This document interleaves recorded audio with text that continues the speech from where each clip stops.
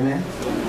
Alam niyo po yung simbahan natin, mag-iiba ang punta kung magsisimula tayong makinig sa turo at sumunod sa turo. Be Jesus Christ our director sa buhay.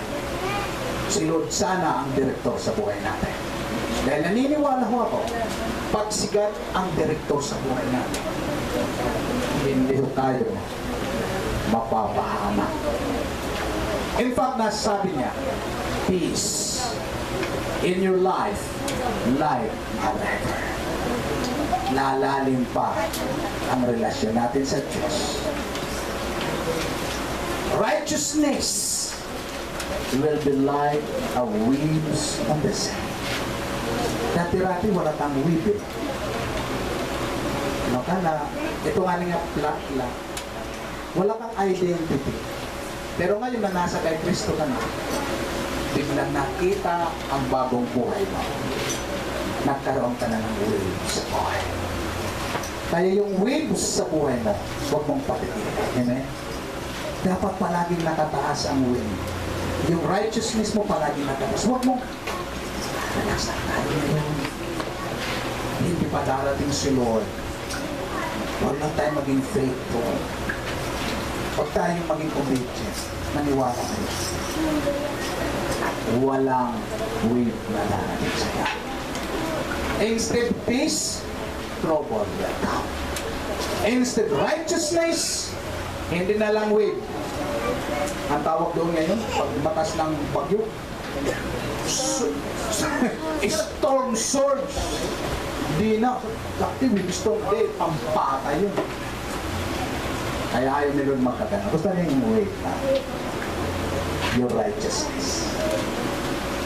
Para ma-maintain yung wave natin, gagawin lang natin dalawa. Una, anong una? Ha? Sandali. Una, pakinig. Pangalawa, sunod na. Kaya, God is our director. God is our teacher. Ay magpaturo tayo sa Diyos. Palagi. Huwag natin sisit aside. Ang problema sa atin, paglabas natin sa gate, nakalimutan natin. Ano ba yun? Ano tinuro? Wala na. Pagdating natin sa mga kapwa, mga kabarkada, wala na. Hindi dapat i-treasure nyo yan sa puso. Amen? Alam niyo po, yung salita ng Diyos, gawin mo siyang pinaka-importanting treasure sa puso mo, sa buhay mo. Dahil ito yung gold sa buhay mo. Pag wala ho yun, mamamatay ka. Mapapahamak ka.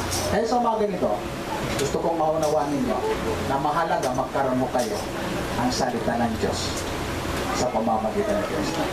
I believe mayroon kayong natutunan sa bagay nito. Amen? At alam niyo po, pag mayroon na kayong pakikinig, pagsunod, ang lalabas sa inyo, magsisimula kayo mag-umilaw sa tahanan. Ang dali, hindi mahirap ang buong pamilya maligtas kung totoo kang nakikinig sa salita ng Diyos.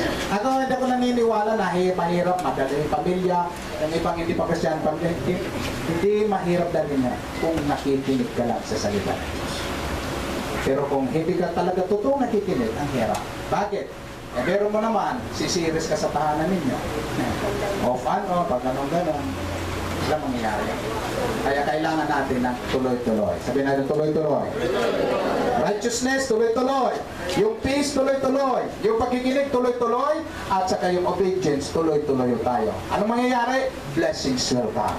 Darating ang pagpapala ng Diyos. Kaya, ito ang nice kong maiwan sa inyong mga puso. Hindi ko nang palagi kayo kasama. Hindi ko pwede pagsabihan palagi. Pero ang salita ng Diyos, ibabaon niyo sa isip at sa puso. Palagi niyong isipin. Kahit wala si pastor, kahit wala si sister, wala kong leader, pero ang salita ng Diyos, nagiging anglaw sa buhay ko. Amen? Wala man sa'yo magsabi, pero salita ng Diyos magsasabi, dapat anak, na magkakatana. May nakakakita, wala na. Amen? May pilikatisa na ibanan. Dahil si Lord, sabi ng Proverbs 15:3, the eyes of the Lord are in goodness. Behold, evil happen. Nakarecord na ito sa paningin ng Diyos. Ang mga ginagawa po natin. At gusto ni Lord, tingin niya sa atin, nakakatuwa. Erasing to. Sino gustong mapasaya si Lord sa mga ganito?